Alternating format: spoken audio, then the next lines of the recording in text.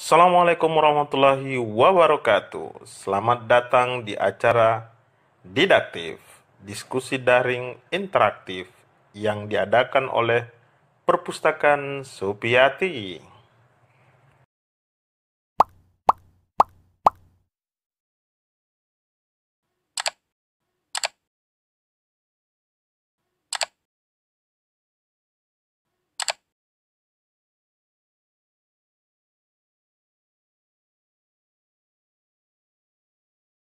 Sebenarnya substansi dari hakikat belajar. Memang diksi belajar itu bukan hal yang tabu. Diksi belajar adalah hal yang sering digunakan di halayak ramai, utamanya di dunia sekolah. Guru sering menggunakan diksi itu, bilang, jangan lupa belajar kalian di rumah, belajar dan terus belajar, supaya kalian menjadi orang sukses. Seolah-olah indikator kesuksesan adalah belajar. Apakah seperti itu? Tapi setidaknya mengawali diskursus kita hari ini, satu pertanyaan sederhana, Ustadz. Mengapa kita harus memikirkan kembali hakikat belajar? Ada baiknya mungkin kita berbicara teoretis sedikit dan kemudian membincang bentuk aplikatif, mungkin pengalaman Ustadz berkaitan dengan belajar yang berdasarkan sudut pandang tak, melihat realitas selama ini di media sosial atau di lingkungan tak. Tafadhal Ustadz. Iya, oke. Terima kasih. Bismillahirrahmanirrahim. Assalamualaikum warahmatullahi wabarakatuh.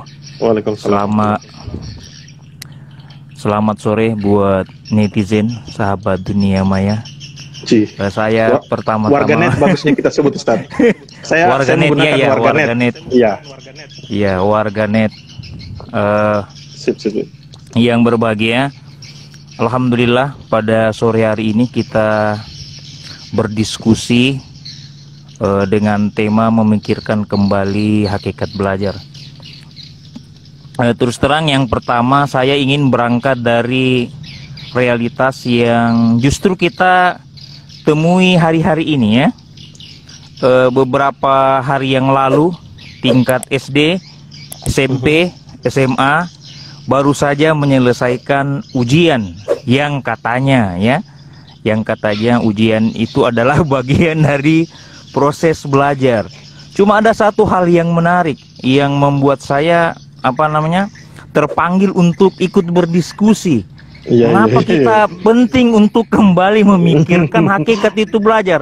Karena dari pengalaman dan kenyataan yang kita temui, saya tanya sahabat-sahabat di Makassar, Takalar, ternyata model belajar atau ujian online yang dialami anak-anak kita, jadi gurunya mengirimkan soal kepada orang tuanya, kemudian setelah itu baik dalam bentuk PDF atau ke aplikasi-aplikasi soal yang lainnya. Nah, terus pada kenyataannya ternyata ini anak-anak ini menjawab, dia tinggal membuka layanan voice Google, dia bertanya di situ. Nah, ketika dia bertanya, misalnya gurunya memberikan soal berapakah jumlah rakaat sholat maghrib, maka anak-anak tinggal menekan tombol voice di Google dan Google pun menjawabnya. Dengan demikian anak-anak juga menjawabnya. Nah, sekarang yang menjadi pertanyaan, apakah hakikat belajar seperti itu? Ya, kita ingat misalnya Prof. Rainal Kasad itu pernah bicara, sesungguhnya di Indonesia itu pola belajar itu seperti siklus kertas ya. Siklus kertas. Apa yang dimaksud dengan proses belajar siklus kertas? Iya. Ternyata kita belajar itu hanyalah memindahkan dari jawaban yang ada di kertas-kertas buku, tinggal kita salin di kertas jawaban. Maka sesungguhnya dengan demikian, yang namanya proses belajar adalah proses dari kertas untuk disalin ke kertas. Dengan demikian itulah yang namanya siklus kertas. Jadi apakah yang namanya belajar itu ya? Apakah yang namanya belajar itu memindahkan apa yang ada di dalam buku teks, apa yang ada di dalam buku pelajaran, tinggal dipindahkan. Nah, maka sesungguhnya disinilah menurut saya kita penting dengan adanya pandemi ini untuk lebih sungguh-sungguh memikirkan kembali hakikat belajar itu sendiri. Bahwasanya belajar itu bukan hanya sekedar memindahkan dari kertas ke kertas jawaban, atau sekarang misalnya memindahkan jawaban dari Google ke aplikasi soal. Kan sama saja. Iya. Sama saja. Akhirnya apa? Akhirnya menurut pandangan saya belajar itu bukan menjadi sesuatu yang substansial dalam melakukan pendidikan kepada generasi ini, justru tereduksi dengan hal-hal yang justru menurut saya membuat kita lucu lah dan tertawa melihat fenomena ini. Seperti itu, Ustaz. Jadi dengan kata lain bahwa prosesi kita dalam belajar hari ini memang tidak sangat substansial. Misalnya seperti yang digambarkan tadi tentang paradigma dari Renal Kasali, siklus kertas. Kemudian hari ini kita yang parah, ada juga pengalaman alumni yang saya ajar dulu. Betul. Kasus-kasus belajar tentang perpindahan itu ada yang lebih menarik. Bahkan di masa pandemi ini bukan siswa yang belajar, lebih cenderung orang tuanya, dalam hal ini ibu yang harus mengerjakan. Artinya kasus-kasus yang seperti ini yang parah adalah sangat kentara ketika mereka menulis dan tulisan mereka itu tiba-tiba berubah dari sebelumnya ketika mereka dalam belajar itu. Dan tiba-tiba tulisan itu bagus sekali ya. Orang langsung melakukan kecurigaan, nah ini tulisan ibunya ini. Bahkan yang ribet adalah persoalan termasuk itu juga fenomena kuota dan sebagainya. Tapi mungkin yang menjadi persoalan kira-kira Ustadz, apakah sebelum masa pandemi ini metode belajar ataukah substansi hakikat belajar yang diinginkan oleh Ustadz Said itu substansinya yang bagaimana kira-kira itu, Ustadz? Iya, oke. Baik, ini saya kira untuk memahami makna substansi belajar itu sendiri, sebenarnya ada ilustrasi sederhana Pak Karman ya, Bang Karman. Coba kita lihat itu anak-anak ketika misalnya dia belajar dalam menapaki kehidupannya. Dari dia belajar berbaring, kemudian dia belajar untuk merangkak, kemudian dia belajar untuk berdiri, kemudian setelah berdiri dia belajar untuk berjalan, setelah berjalan dia belajar untuk menggapai sesuatu. Dalam pandangan saya inilah sebenarnya substansi pelajaran. Substansi belajar itu sesungguhnya seperti anak itu tadi. Jadi ada 3 hal penting yang yang kita harus benar-benar pikirkan. Kalau kita sebagai seorang pendidik misalnya, kita betul-betul mengintegrasikan 3 hal ini dalam proses belajar itu sendiri. Yang pertama, bahwasanya dalam belajar itu harus ada proses hasrat yang penuh dengan antusiasme tinggi. Coba lihat anak kecil yang sudah mampu belajar berjalan, maka dia akan belajar lagi latihan untuk untuk berlari. Setelah dia mampu berlari, dia punya keinginan untuk belajar hal yang lebih tinggi, naik sepeda. Setelah dia mampu naik sepeda, dia naik lagi, belajar naik motor misalnya. Nah, dari sesungguhnya, substansi proses belajar dari belajar anak kecil ini, itu ada 3. Yang pertama ada semangat di sana. Yang kedua ada proses yang berulang-ulang. Bahwasanya seorang anak untuk bisa berjalan, maka dia harus melalui proses yang namanya jatuh bangun. Nah, ketika dia jatuh bangun, akhirnya sampailah kepada substansi terpenting dari proses belajar itu sendiri. Apa yang saya maksudkan dengan substansi terpenting dari belajar? Ada yang namanya peningkatan level. Jadi anak yang dulunya hanya bisa berjalan, kini dia bisa berlari. Anak yang dulunya merangkak, maka secara otomatis dia juga bisa berjalan. Ada peningkatan level. Jadi yang namanya belajar itu ada semangat dan antusiasme, ada proses berulang-ulang, dan yang peningkatan ada peningkatan level kehidupan bagi seorang anak itu sendiri. Yang menurut saya justru proses substansi belajar ini yang yang hampir hilang sama sekali dari dunia pendidikan kita. Mungkin contoh sederhananya ya, supaya kita bisa lebih mengerti.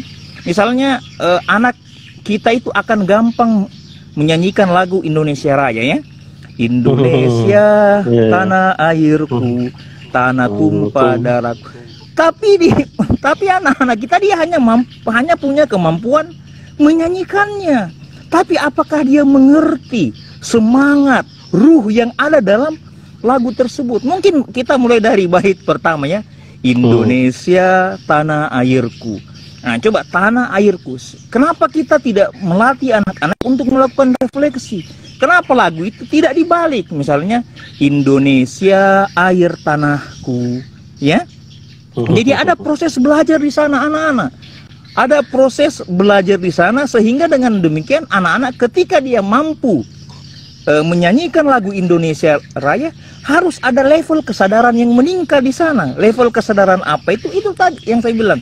Level kesadaran bahwasanya ketika seseorang menyanyikan lagu kebangsaan Indonesia, ada semangat kebangsaan yang hadir dalam dirinya. Inilah yang menurut saya substansi belajar yang harusnya hadir di proses pendidikan di negeri ini. Begitu, Ustaz. Yang menjadi persoalan, Ustaz, kalau misalkan dalam konteks sekolah misalnya, ini berterima kalau gagasan di rumah misalnya, tapi kalau di sekolah, ketakutan kita, ya kita sebutlah ketakutan kita dalam melihat misalnya peserta didik yang kata kunci yang ingin dihadirkan oleh Ustadz Said, ini pembacaan saya bahwa mereka menginginkan ada daya kritis yang hadir dari peserta didik ketika melakukan proses belajar. Betul. Pertanyaan sederhananya adalah, siapkah guru untuk dilakukan otokritik? Karena jangan sampai seperti yang digambarkan tadi atau dideskripsikan oleh Ustadz Said, misalnya mengapa tidak dibalik kata Indonesia Raya itu yang digambarkan, mengapa bukan air tanahku misalnya. Tanahku ya, tapi harus tanah air. Itu kan itu kan yang menjadi persoalan. Pasti jawaban gurunya ya tidak membelajarkan peserta didik misalnya, kenapa mesti kau tanyakan itu? Itu sudah aturannya, itu sudah ciptaan. Saya mencoba untuk menjadi bukan peserta didik, pendidik yang naif misalnya. Apalagi kalau tingkatan ataukah kita dalam bahasa filsafat tasawuf kan makomnya ndak sampai ke sana anak kita.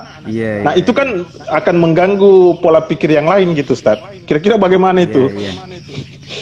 Ya, kalau menurut saya justru justru kalau misalnya bangsa dan negeri ini diberikan pilihan, apakah kita mempertahankan guru-guru yang tidak mau belajar, ya, ataukah kita berusaha, ya suruh saja mereka mundur dari dunia pendidikan ini kalau tidak siap untuk menjadi kalau menurut saya begini, Bang Karman ya, saya itu lama berpikir, lama menurun, apakah hanya demi menyelamatkan, ya, kalau kita misalnya pembelaan kita terhadap guru-guru yang tidak mau berubah, guru-guru yang tidak mau belajar, pertimbangan kita adalah pertimbangan humanisme, tapi kan humanisme yang merugikan justru buat generasi bangsa ini. Generasi kita. Dalam pandangan saya ya, dalam pandangan saya, siap atau tidak siap, seharusnya guru itu adalah komponen utama dalam pendidikan yang harus siap untuk belajar.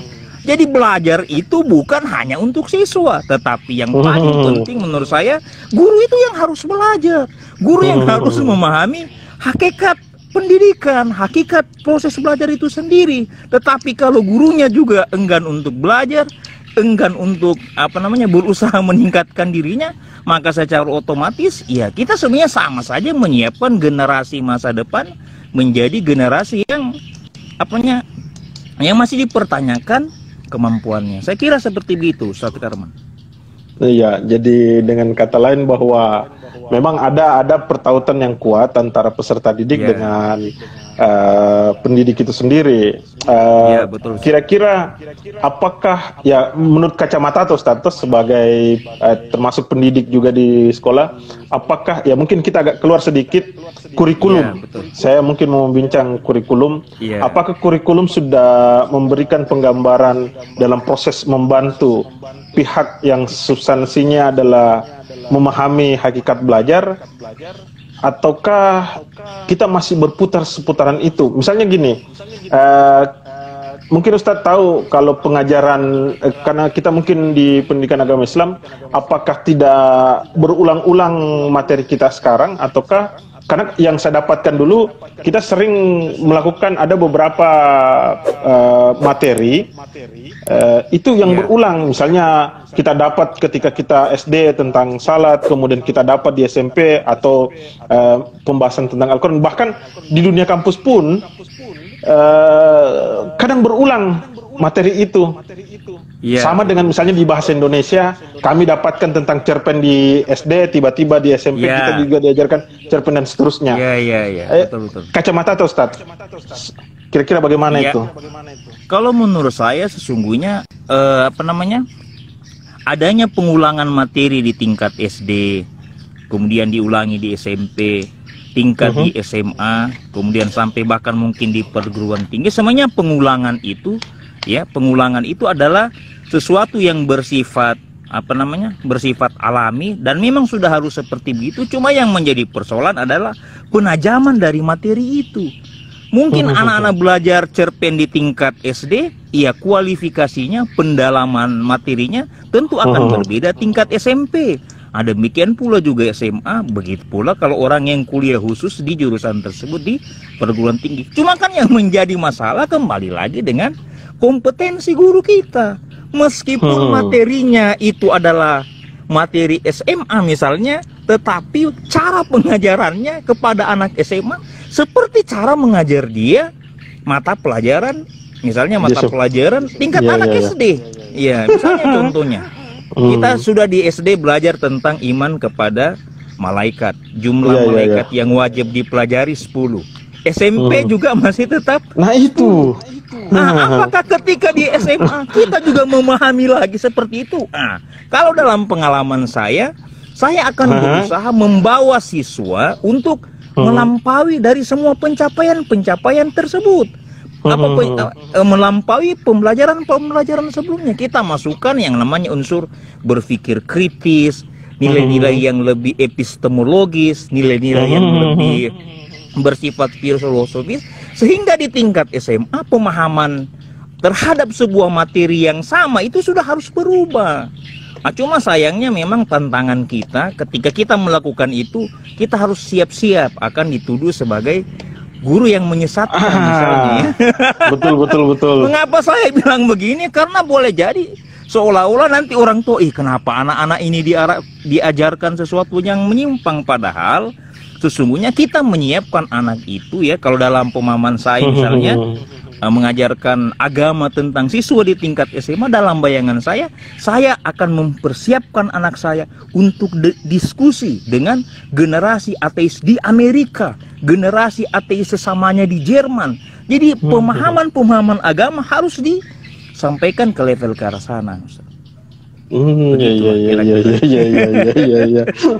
Berarti ada kesiapan memang ya. Ini yang menarik.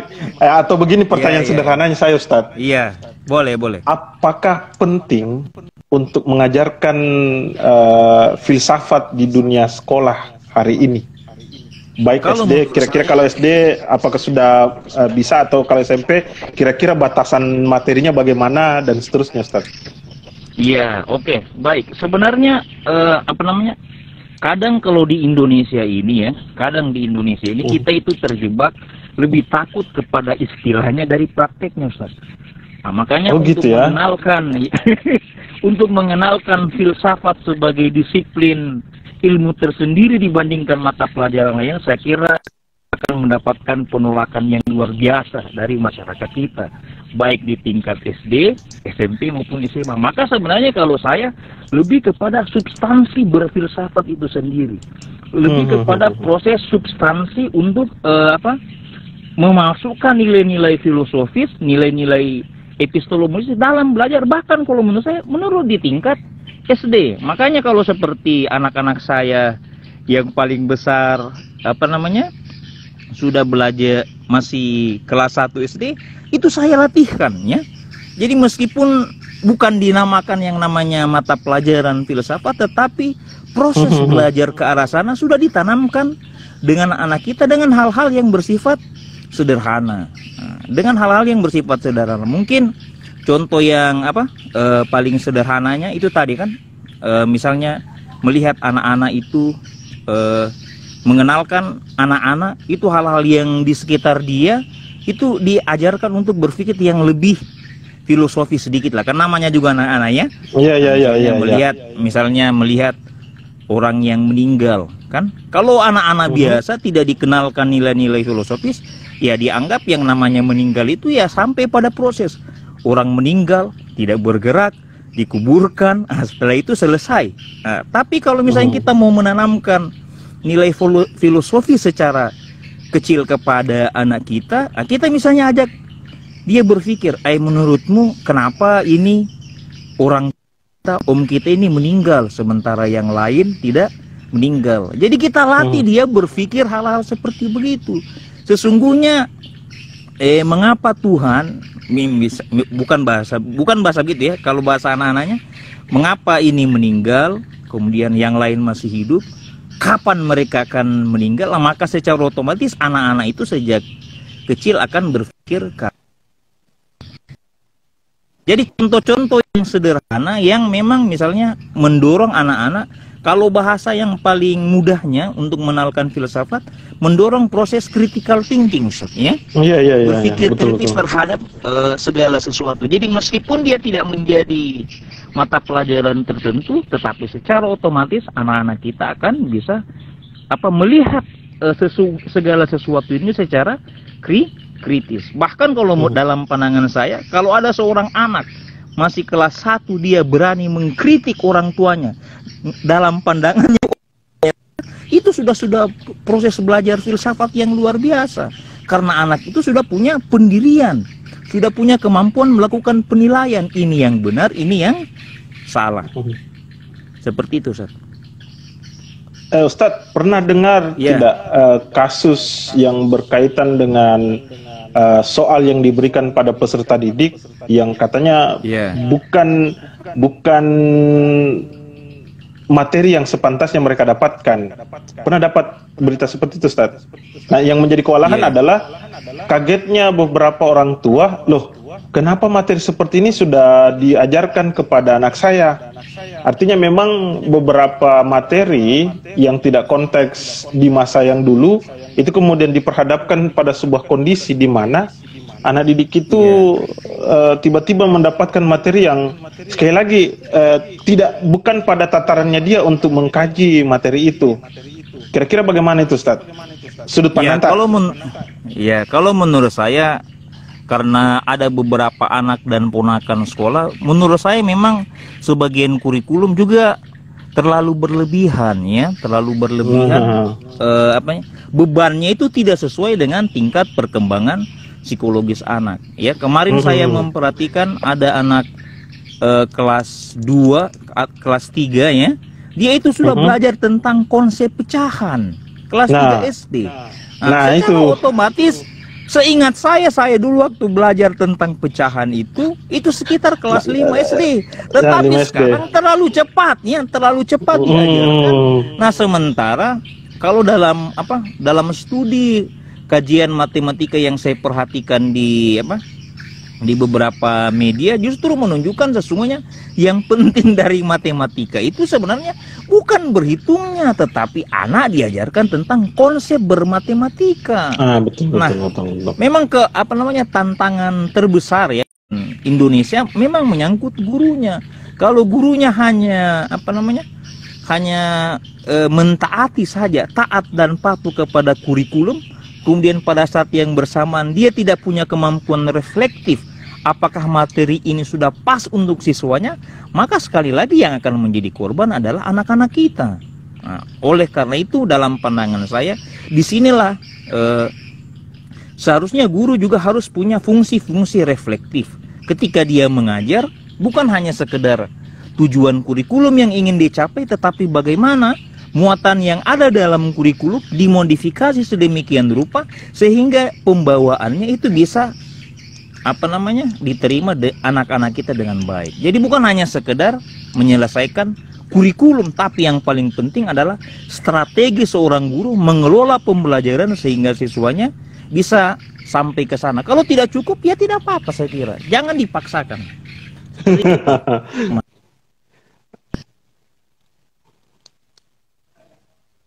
Ya, ada. Halo, Ustaz. Ada pertanyaan dari Abdul Gilang T di sini, Abdul Gilang.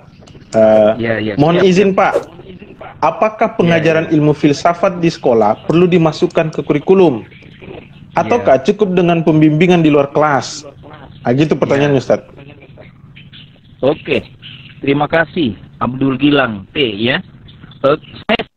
Kita tadi di depan, kalau menurut saya di Indonesia ini, jangan nih kita menambah kontroversi dengan berusaha memasukkan filsafat dalam kurikulum. Karena sesungguhnya memasukkannya dalam kurikulum justru akan menimbulkan kehebohan yang lebih besar daripada nanti proses belajarnya di sekolah. Jadi strategi kita menurut saya, kita masukkan saja unsur-unsur apa? Filosofis, unsur-unsur pembelajaran itu di mata pelajaran. Nah, boleh kita meminjam itu yang namanya critical thinking, proses belajar critical thinking. Nah, seperti kalau misalnya di pengalaman saya mengenalkan filsafat di tingkat SMA misalnya kan, termasuk di kelompok-kelompok diskusi binaan di Kabupaten Bakalar itu tadi. Jadi kita mulai dari berangkat mengenalkan misalnya perbedaan antara pengetahuan empiris ya dengan pengetahuan rasional. Cukup dengan contoh-contoh yang sederhana ya. Misalnya kan kita begini, pengetahuan empiris itu adalah pengetahuan yang cenderung akan dilihat semua orang itu tanpa perbedaan ya. Misalnya kita tanya Bupati Palopo, Wali Kota Palopo hari ini, sekarang waktunya pagi, siang, atau sore? Maka secara otomatis dia akan menjawab sekarang ini adalah waktu sore.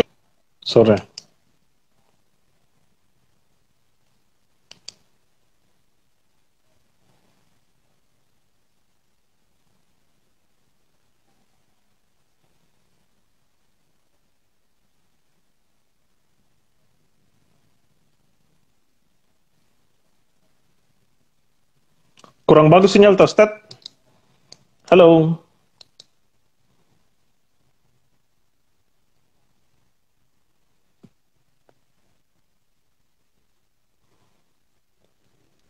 Terputus-putus, tidak punya suara.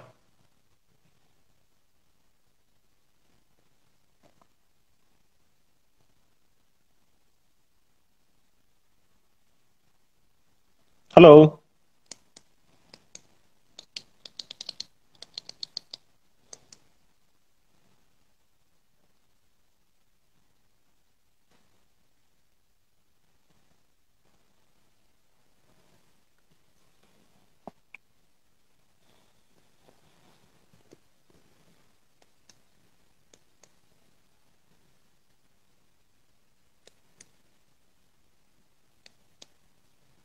Halo.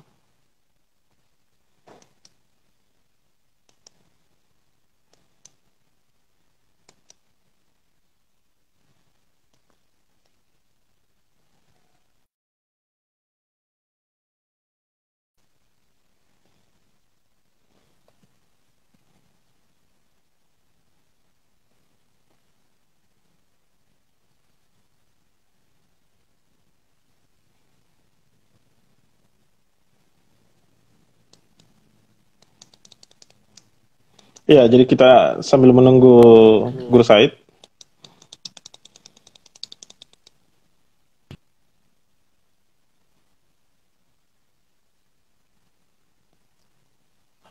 Halo, Ustaz.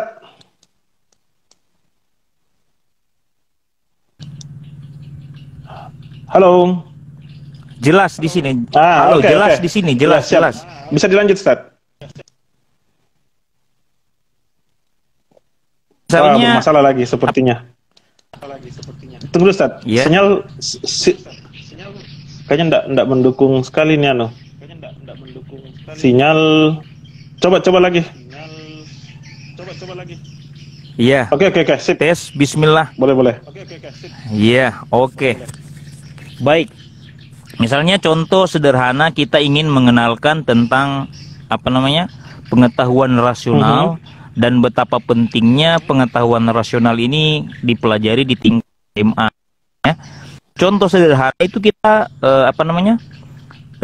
deskripsikan ke anak-anak menurut pandangan kalian, ya, menurut penglihatan kalian, mana yang lebih besar, ya, mana yang lebih besar, bintang atau bulan, bintang atau bulan. Nah, tentu saja kalau pendekatan kita masih pendekatan empiris, pendekatan indrawi, maka secara otomatis yang jelas itu yang besar adalah bulan dan daripada bintang. Nah, maka secara otomatis orang awam akan selalu melihat begitu karena pendekatan mereka adalah pendekatan indrawi, pendekatan yang bersifat empiris.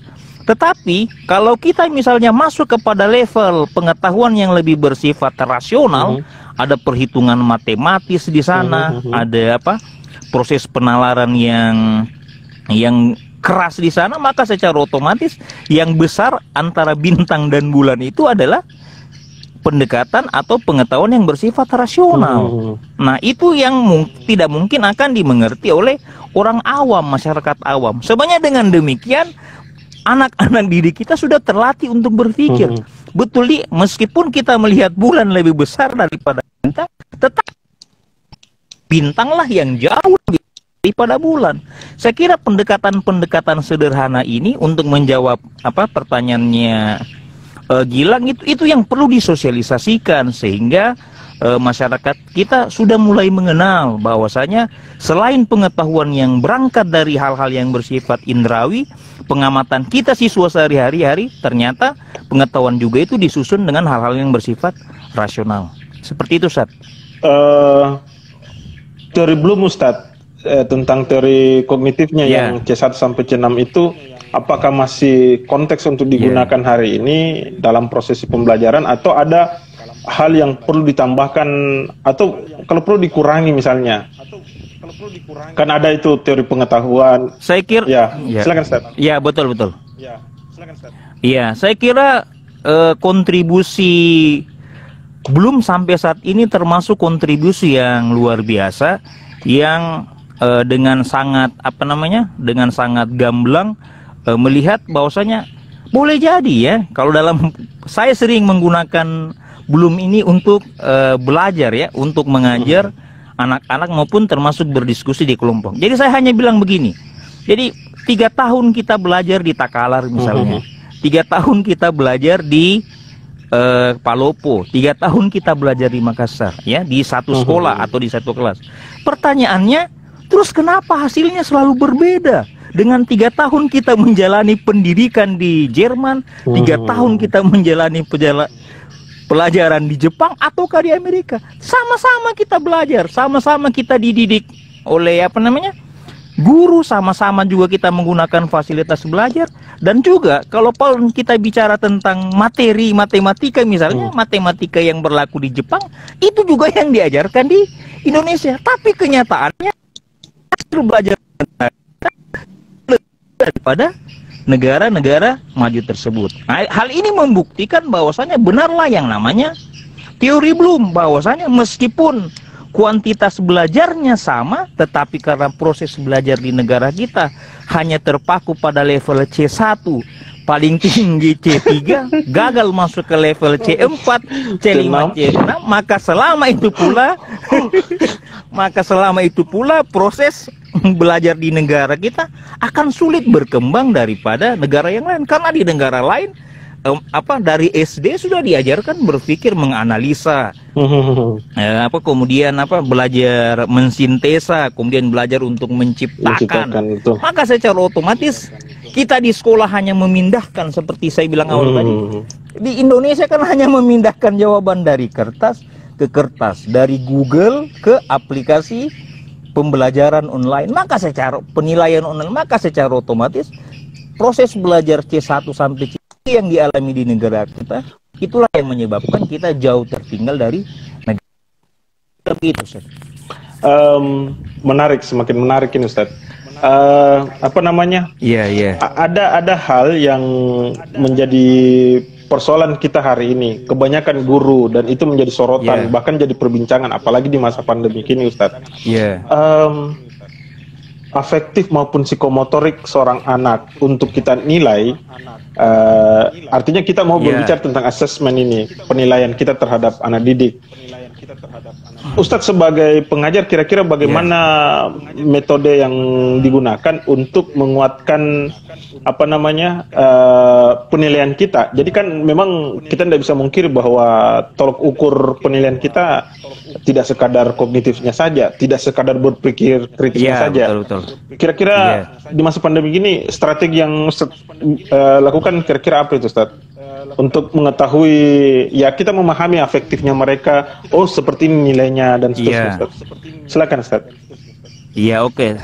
Sebenarnya kalau kita kembali ke awal diskusi kita ya, di awal diskusi kita bahwasanya mengapa kita perlu memikirkan kembali hakikat belajar, ya untuk menjawab pertanyaan seperti ini, Pak Karman, Ustadz Karman ya. Mengapa? Karena sesungguhnya dalam proses belajar yang kita pahami selama ini, belajar itu justru menyebabkan terjadinya perpisahan, ya, perpisahan antara pengetahuan, keterampilan dan sikap. Ada proses, ada proses belajar yang keliru. Contoh sederhana ya, kita lihat misalnya di beberapa tempat ditulis dilarang buang sampah di sini, dan anak kita bisa membacanya. Yang menjadi pertanyaan adalah, terus kenapa mereka tahu arti jangan buang sampah di sini, pada dasar akhirnya dia tetap membuang sampah di situ. Berarti sesungguhnya hakikat belajar dalam proses ini memang masih penuh masalah di dunia pendidikan Indonesia. Kita masih hanya mengejarkan pengetahuan, tetapi gagal mengartikulasikan pengetahuan itu menjadi sebuah tindakan. Pengetahuan itu menjadi sebuah kebiasaan yang bersifat positif. Sehingga akibatnya apa? Misalnya melihat lampu merah, apa yang kita lakukan ketika melihat kuning? Perlambat gerakan kendaraan. Tetapi masyarakat kita begitu kuning tambah kelajuan. Ini membuktikan bahwasanya proses memahami hakikat belajar, hakikat mendidik yang dilakukan guru kepada siswanya justru belum belum sinkron. Akhirnya apa? Kita mengajar hanya sekedar memberikan pengetahuan, gagal meningkatkan keterampilan maupun gagal membentuk sikap. Mengapa? Karena kita gagal memahami hakikat belajar itu sendiri. Kalau menyangkut pengalaman saya, terus bagaimana kita melakukan penilaian baik dari sisi aspek keterampilan psikomotorik maupun penilaian afektif. Kalau menurut saya, kalau pengalaman saya kan begini, saya kalau di semester ini cenderung itu kasihan dengan anak-anak kita ya. Sebelum saya mengeksplor, biasa saya tanya, bagaimana anak minggu ini? Apakah guru kalian banyak memberikan tugas? Dia bilang banyak sekali. Belum selesai tugas materi A, muncul lagi materi B. Maka secara otomatis saya akan memberikan tahu kepada untuk minggu ini kita istirahat saja ya, banyak-banyak saja belajar, banyak-banyak saja. Jadi sehingga menurut saya justru kalau di masa pandemi ini menurut saya ya, mendidik yang baik itu tadi mengerti kondisi anak-anak. Mereka dibebani tugas guru mata pelajaran yang lain, ya biarlah saya tugas memberikan motivasi mereka. Diskusi hal-hal yang ringan-ringan saja tentang bagaimanakah sebenarnya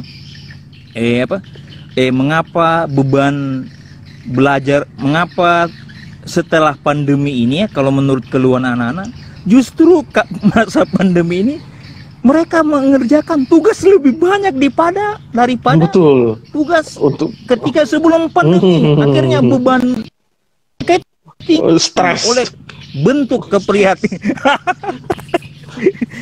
keprihatinan dan keberpihakan pada siswa. Biasanya tugas saya itu saya kurangi, Ustaz. Tugas saya kurangi. Kalau untuk misalnya untuk hal-hal yang bersifat afektif, ya biasanya saya mengembangkan instrumen itu melalui Google Formulir lebih kepada penilaian diri sendiri dan penilaian antar teman. Belum masuk ke ruang orang tua. Kenapa? Karena kan keterbatasan komunikasi dengan orang tua. Jadi pertanyaan-pertanyaan yang bersifat reflektif itu dijawab sendiri siswa, kemudian penilaian antar teman ya. antara satu teman dengan teman yang dalam kelas saling menilai, nah, dengan prinsip itu tadi, mendorong anak-anak untuk kalau seperti anak saya misalnya, mungkin ini kembali kepada kemampuan guru. Apakah guru tersebut bisa mendorong siswa bersifat reflektif atau tidak? Dalam kenyataannya, misalnya saya tanya anak-anak, apakah kalian sudah SMA ya, tetap sudah sholat waktu 5 waktu, sudah selalu tanpa gangguan? Masih banyak juga siswa yang menjawab dengan penuh kejujuran, saya Pak hanya 50-50 ya, lebih sering meninggal. Itu kalau menurut saya ya, menurut saya justru sikap keberanian anak mengakui kekurangan dirinya sendiri itu adalah sebuah pencapaian yang luar biasa, dan tidak kita berikan hukuman. Kalau begitu rendah nilaimu karena tidak sholat, kau tidak sholat tepat. Itu kan sebuah model kalau menurut saya. Iya. Seperti itu, Ustaz. Iya. Ini ada pertanyaan dari Ina Ahmad Dede. Ya. Hakikat belajar bisa didapatkan salah satunya dari tenaga pendidik. Siapakah sebenarnya yang lebih bertanggung jawab untuk meningkatkan kualitas guru di sekolah? Mohon usul Pak untuk semester cinta, supaya guru-guru kita bisa setara atau bahkan lebih dari guru Said. Wih, itu pertanyaan Ustaz. Oke, terima kasih ya dari Ina Ahmad. Ina ya, Ina Ahmad, terima kasih pertanyaan. Sesungguhnya kualitas guru di sekolah, baik di SMA 1 Makassar, SMA 1 Makassar atau Jakarta atau Palopo misalnya, menurut saya yang paling bertanggung jawab untuk meningkatkan kualitas guru itu agar dia mampu mendidik di sekolah, ya tentu yang pertama adalah diri mereka sendiri ya. Diri guru itu sendiri harus punya tanggung jawab untuk meningkatkan kompetensinya. Kalau motivasi dalam dirinya untuk belajar, mengembangkan diri sudah tidak ada, ya saran saya ya angkat ya, atau angkat pulpen, keluar dari dunia pendidikan, cari pekerjaan lain. Karena pertama, yang kedua, tanggung kualitas guru menurut saya ya tentu adalah tanggung di mana guru tersebut. Tidak ada komentar dari pemuda muslimin Sulsel, kabur sinyal, harusnya live dari kantor bupati, jangan ditalak. Padahal saya ini sudah naik di tingkat tertinggi di atas pohon ini. Ada yang bilang belum pasang wifi. Oh, ini Rustam Bustami. Waduh. Ini perlu diberikan pelajaran khusus ini buat Rustam Bustam nanti ini. Ya, kita lanjut berkaitan pertanyaannya tadi, Ina. Ya, oke. Sesungguhnya tanggung jawab meningkatkan kualitas guru itu selain ada dalam dirinya guru sendiri, tentu harus ada formulasi kebijakan baik di tingkat sekolah maupun di tingkat kelembagaan ya. Kalau guru SD dan SMP itu kan dia menjadi tanggung jawab Dinas Pendidikan tingkat kabupaten. Sementara guru SMA, SMK dan SLB misalnya tanggung jawabnya berada di Dinas Pendidikan Provinsi. Oleh karena itu sebenarnya kita susah mengharapkan ya, kita akan sangat susah mengharapkan terjadinya proses pembinaan yang sungguh-sungguh kepada guru-guru kita. Ya kalau misalnya baik pemerintah di tingkat kabupaten dan tingkat kabupaten provinsi tidak mempunyai inovasi dalam pengembangan kompetensi guru itu sendiri.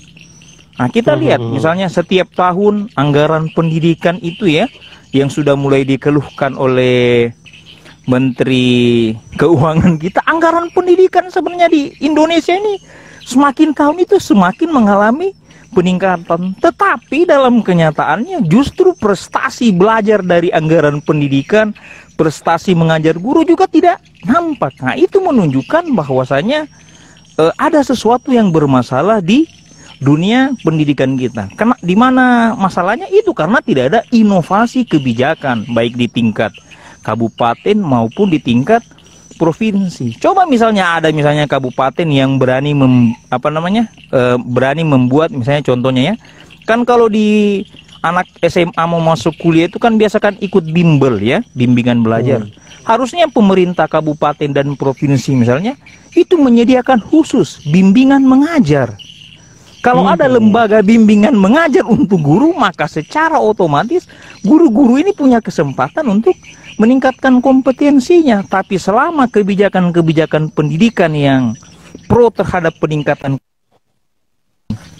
belum memadai, nah maka selama itu pula juga ya efek dan skala perbaikan kualitas guru mengajar seperti yang diharapkan oleh Inna tadi masih agak kita harapkan. Begitu, Ustaz.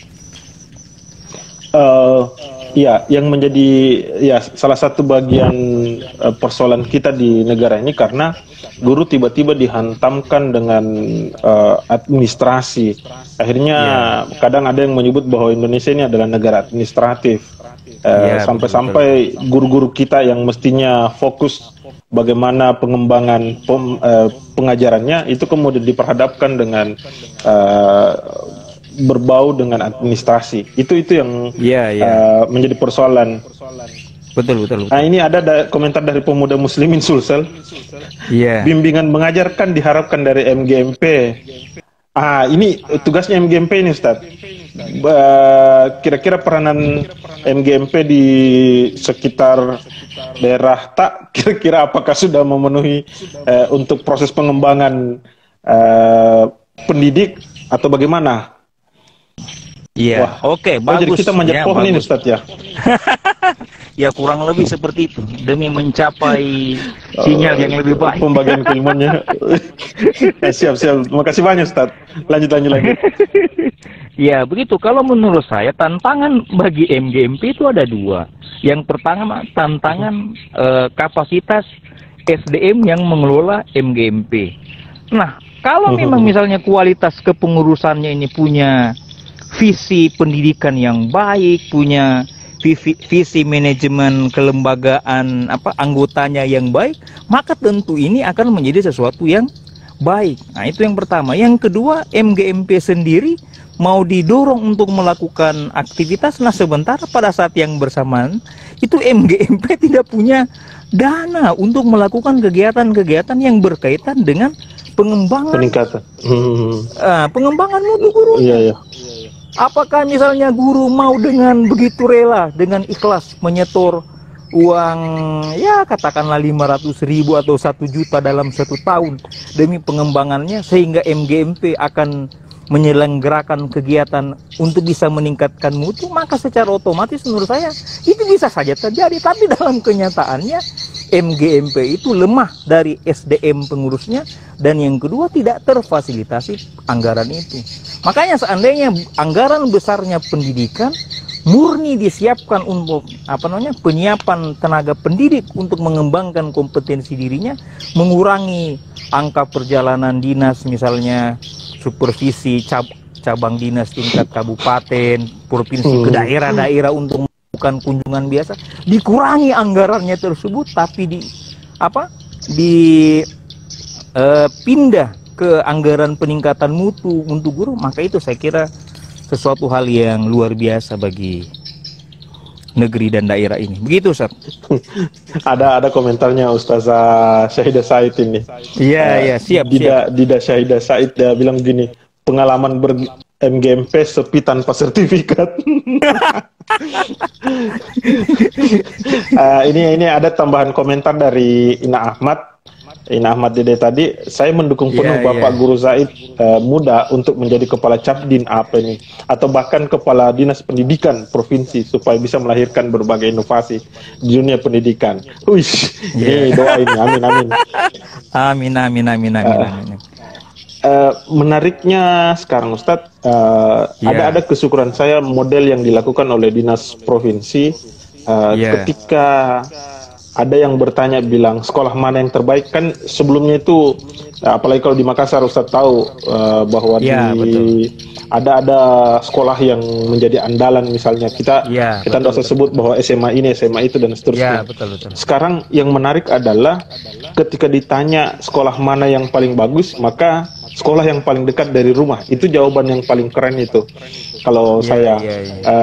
Supaya untuk mempertegas, karena memang belakangan sekolah yang menjadi andalan pun tidak memberikan kontribusi yang besar juga belakangan ini. Iya, betul. Ini ada dari komentar pemuda muslimin Sulsel, ini siapa yang pegang ini anunya, Ustaz? Pemuda muslimin. rahasia.